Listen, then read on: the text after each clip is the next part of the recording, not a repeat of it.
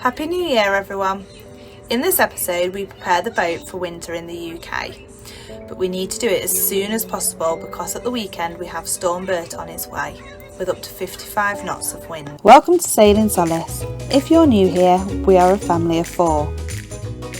I'm Kelly. This is Chris. And these two are Olivia and Orla. Back in August 23, we brought our new to us boat with no sailing experience. 6 months ago, we moved on board to save as much money as possible and prepare our boat to let the lines go and set sail around the world. And we can't wait to share it all with you. It's freezing. It's the first morning I've had to get up to take Chris to work, and there's actually frost on the pontoon. It's so cold.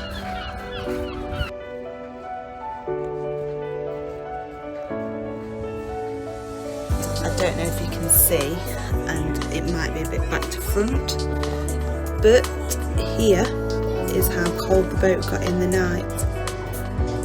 Thankfully I got up with Orla in the night, so I put the heating on a bit earlier, so we're actually at 20 degrees in here. Living on a boat in the UK in the winter can be really damp, and this brings a lot of mould with it. I have just found Chris's hats. Lovely. And look at that. So hopefully they'll come up all right in the washing machine. If not, looks like that's something else for the bin.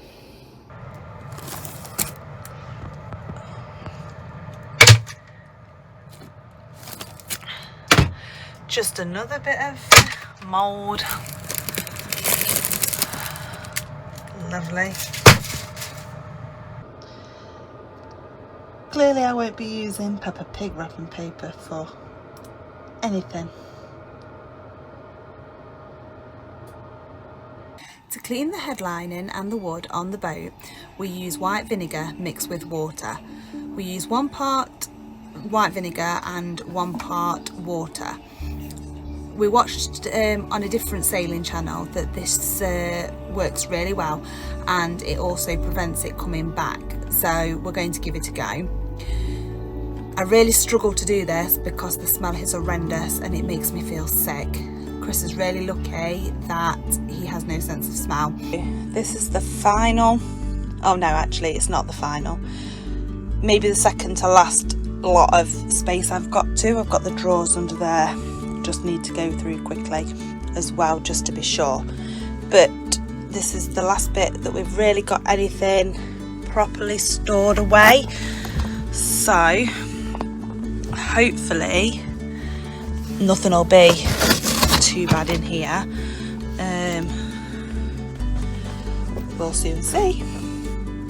Girls' summer hats look alright. Spare bedding, that looks clean. The big two's life jackets, and when they're not here, anybody that comes that needs to wear a life jacket, obviously. They're both looking quite clean. Chris's army bag, again, it's clean.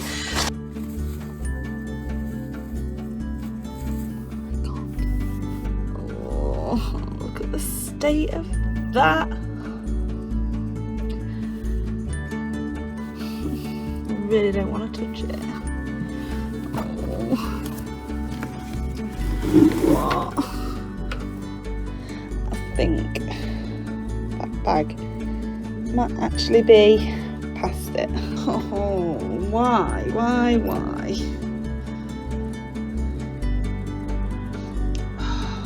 Look at the state of it.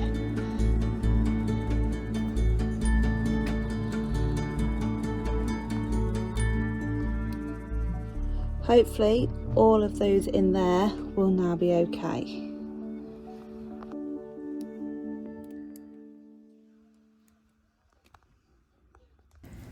So we knew being on the boat in the UK in the winter was not going to be the warmest. So we decided to get some fleece blankets, bedding, the fleece bed sheets, fleece bed covers, pillowcases, just to try and keep us that little bit warmer during the night. And I must say, they are the softest thing I've ever slept on. After speaking to Annette and Steve about what we'd brought for the boat for the winter, they then recommended that we have some electric blankets for on top of the mattresses, just to try and help with dampness, because obviously with the cold air coming from underneath, the beds do tend to get cold and damp. They also recommended a oil-filled heater just to keep it a little bit warmer. Now, obviously we had to look into things because we are really connected to shore power, so it needed not to use much volts, and it also needed to be small enough to fit inside the boat, as we don't have a lot of space really. We do have the diesel heater, little things where the heating comes out of. We have them in each bedroom, each toilet, and one in the saloon. Also, we don't like to leave the diesel heater running through the night, so the oil-filled heater is on a timer that comes on off and on in the night, just to keep the boat nice and warm. I genuinely think I would be lost without Steve and Annette, because all their advice that they give us really helps us out. So they also recommended that we use bubble wrap on all the windows.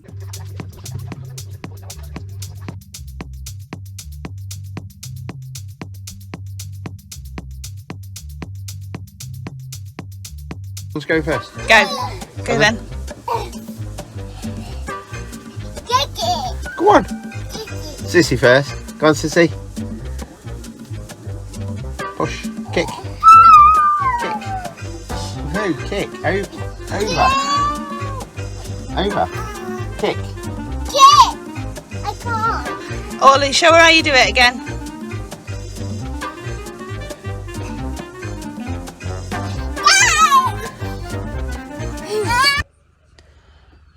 All of our hatches and portholes that we don't use on the boat, we have put bubble wrap and gaffer tape them, so that hopefully it might keep some of the warmth in the boat.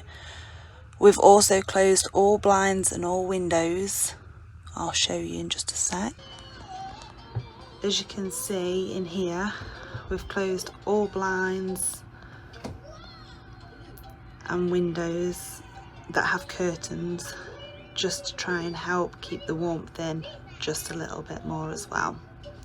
I don't know if it's going to help anything, but I decided I've got some bubble wrap left, so I thought I'd put it in the kids' wardrobes and hopefully it might help the clothes a little bit. Even the water needs filling in the winter. Usually we don't have this bit on, normally we take that off and just leave it in there. I don't normally have to stand here with it, but I don't fancy getting wet through taking it off, so I'll just wait. Also, we can't let this one overflow because we have a leak in the water tank when it overfills, so I have to watch it anyway.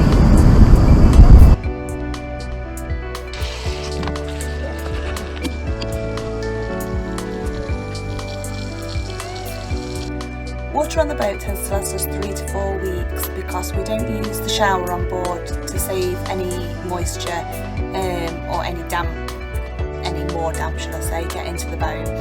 We also don't do any washing on the boat, as in clothes washing. We go over to the laundrette for that as well. So it lasts us a lot longer than if we was at anchor. If you remember, 2 of Chris's hats had both got, well, mould on them. So I put them in the wash and in the tumble dryer, and they've actually come up really nicely. These hats wasn't actually stored in a cupboard, they was literally hanging on these hooks here.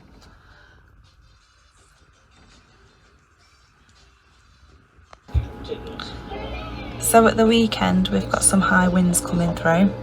At the moment we're showing as 55 knots is the highest that we should get. Obviously all things could change, you know the weather. Thankfully we managed to get everything done just in time for the bad weather coming through.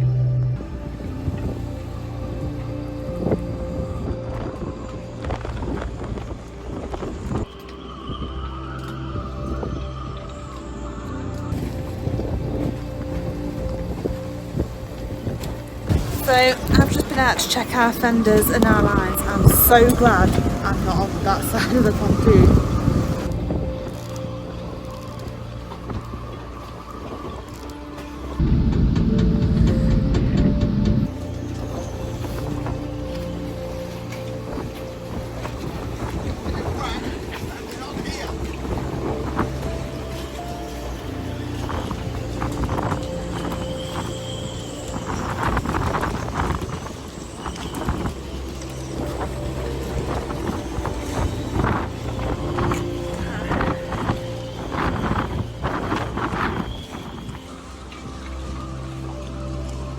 We didn't get that much rain during the storm, and it was actually quite warm despite the strong winds we were faced with.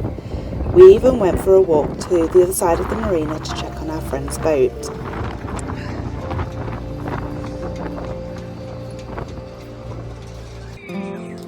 We hope you enjoyed the episode. Thank you for watching. Join us in February to find out what's in the box, why our mainsail had to come down and go to the sailmaker, and what our biggest problem yet has been.